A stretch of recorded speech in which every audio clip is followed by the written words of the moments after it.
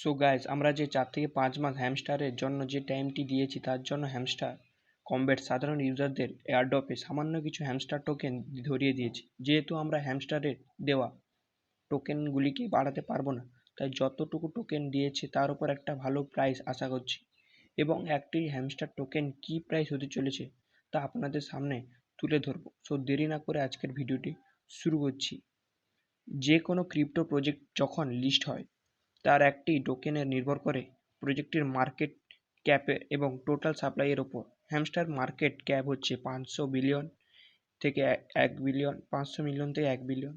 Total supply হচ্ছে 100 billion.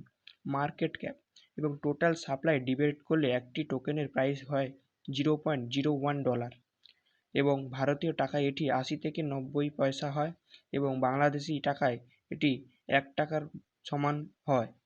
আমার কাছে টোটাল 2805টি টোকেন রয়েছে, তার মধ্যে 329টি টোকেন সেকেন্ড সিজনের জন্য রেখে দিয়েছে। বাকি 2476 টোকেন বাইন্যান্স এক্সচেঞ্জে ট্রান্সফার হয়েছে। এখানে আপনারা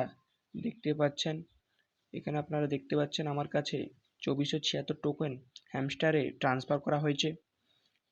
আমার কাছে যতগুলো টোকেন আছে তা ভারতীয় টাকা রূপান্তর করলে টোটাল 2000 টাকা আশেপাশে দাঁড়ায়, কিছু অ্যামাউন্ট হয়। এবং বড় ইউটিউবারের মতো আমি কোনো হাওয়ায় কথা বলছি না। এরকম সঠিক ইনফরমেশন পেতে চ্যানেলটিকে অবশ্যই সাবস্ক্রাইব করে রাখুন। হ্যামস্টারের জন্য আপনারা যতটুকু টাইম দিয়েছেন সেই টাইমটি ভিডিও নিচে ডেসক্রিপশনে থাকা প্রজেক্টগুলিতে দিন, আমাকে অনেক ভালো একটা এয়ারড্রপ পাবেন।